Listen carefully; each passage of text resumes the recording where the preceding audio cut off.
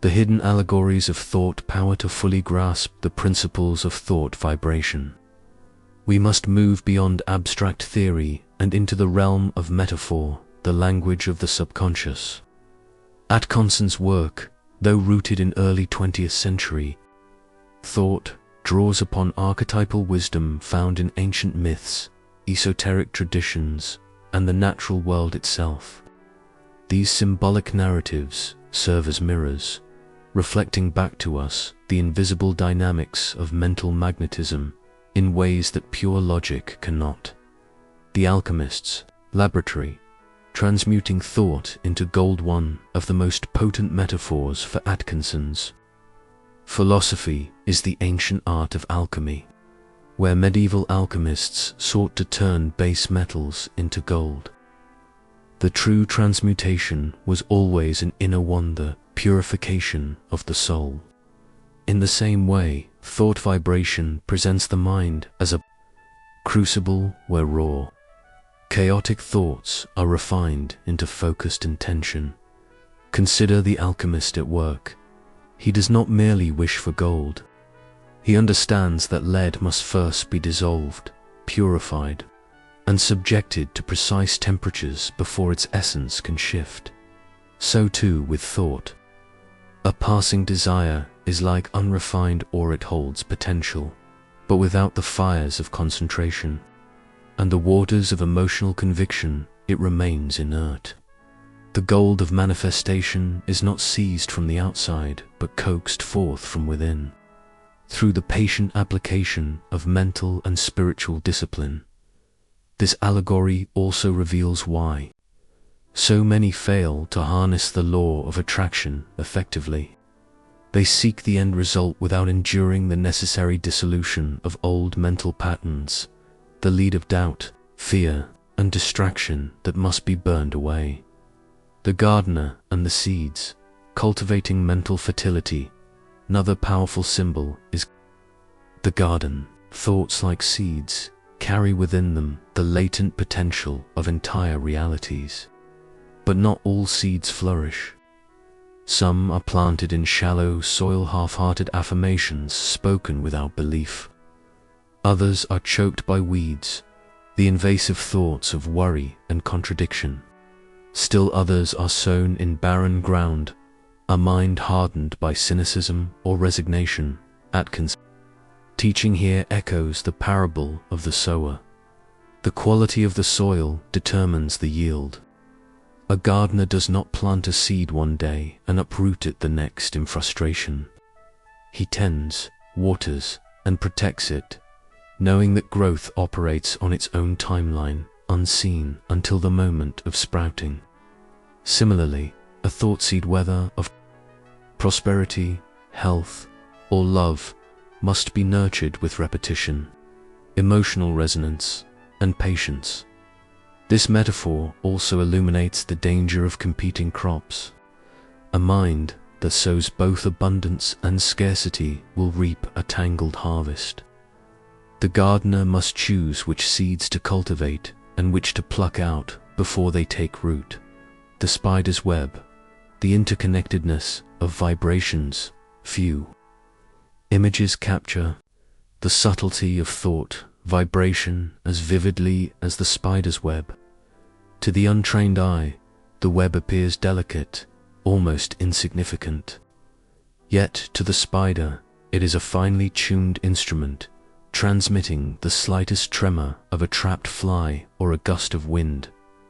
Our thoughts, Atkinson suggests, are like these filaments, each one sending out ripples that intersect with the larger web of universal consciousness.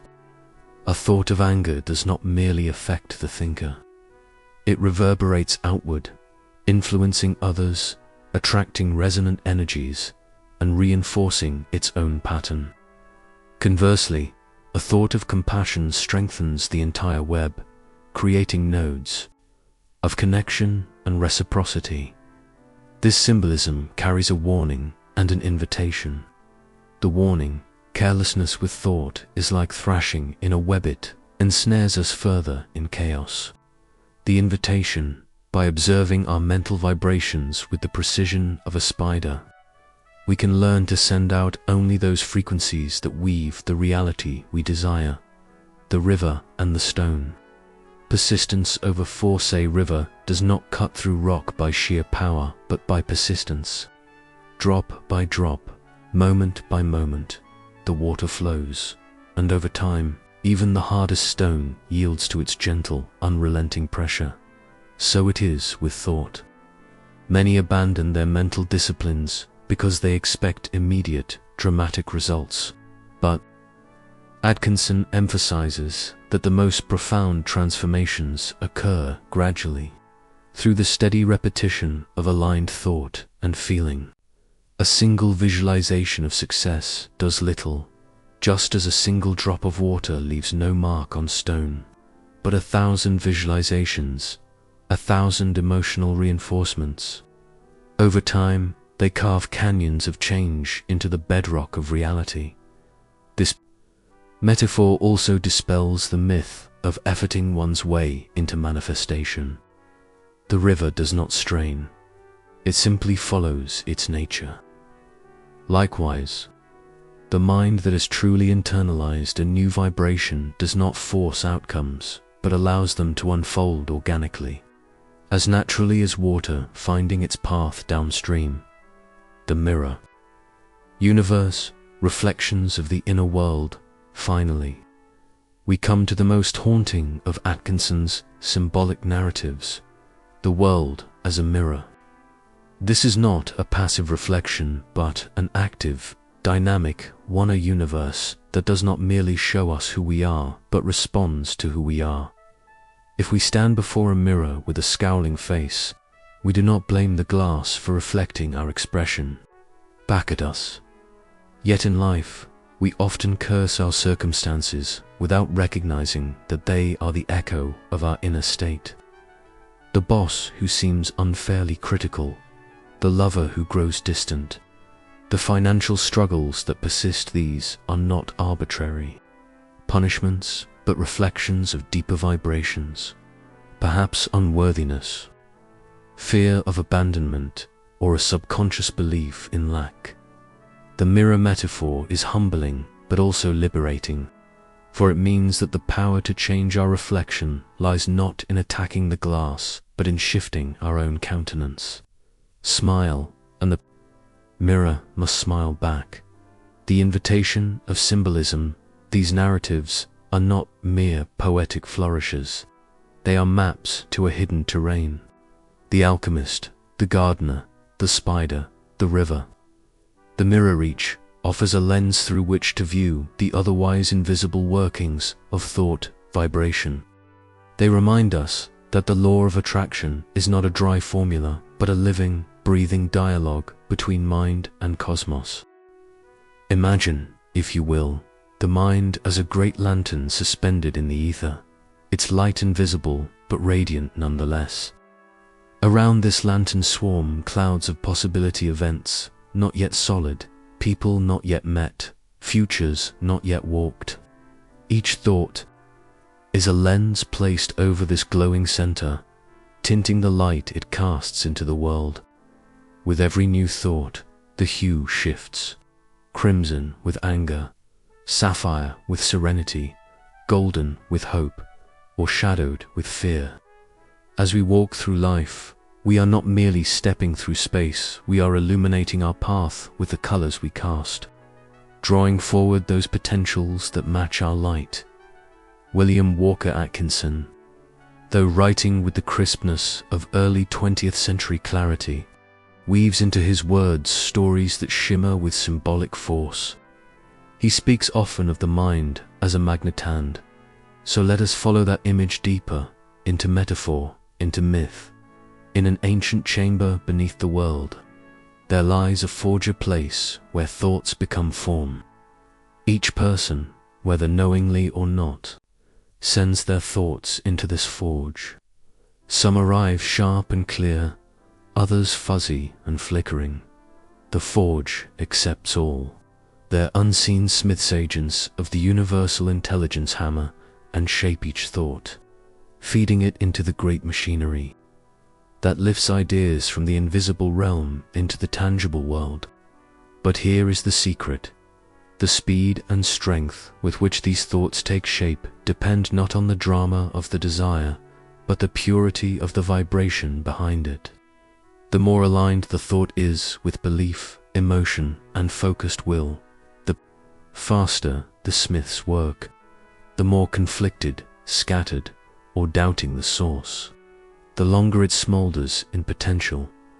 Atkinson's law of attraction is this forge in mythic clothing. The smiths are the laws of vibration, resonance, and energy, and the individual is both architect and source. Every time we dwell on a fear, we feed the forge a blueprint etched in anxiety. Every time we affirm truth or vision, we supply material of a different frequency. The universe, impartial and grand, is the builder. We are the ones who whisper the designs. There is another image, he returns, to a mental atmosphere.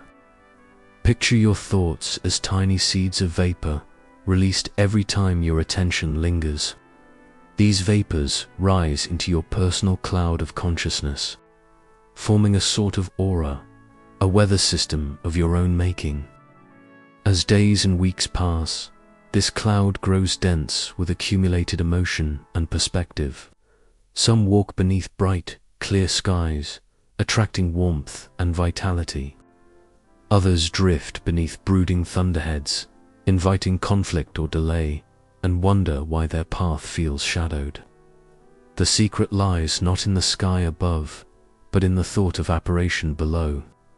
We make our weather, and if we are brave, we can change it. Let us travel now to another image, a grand mirror, suspended in the heart of the cosmos.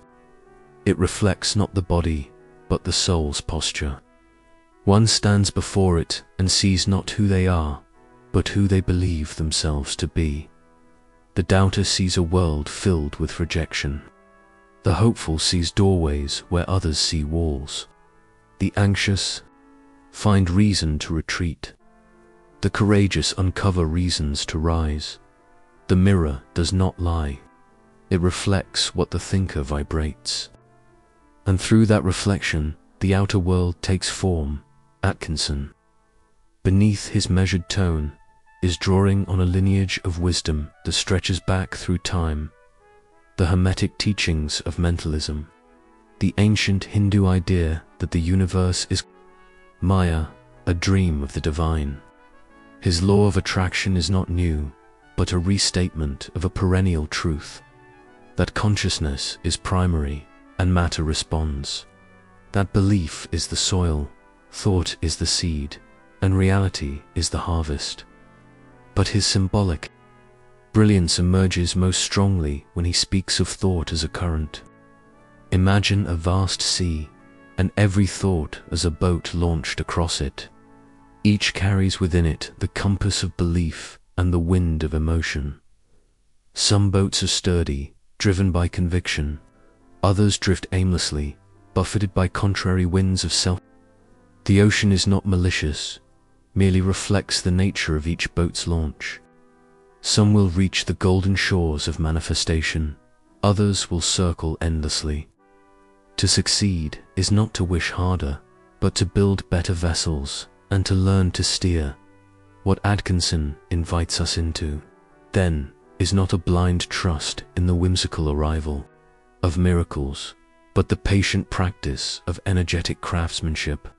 Each metaphor he uses, magnet, current, mirror, atmosphere, is a symbolic map for inner mastery, and each calls us to remember.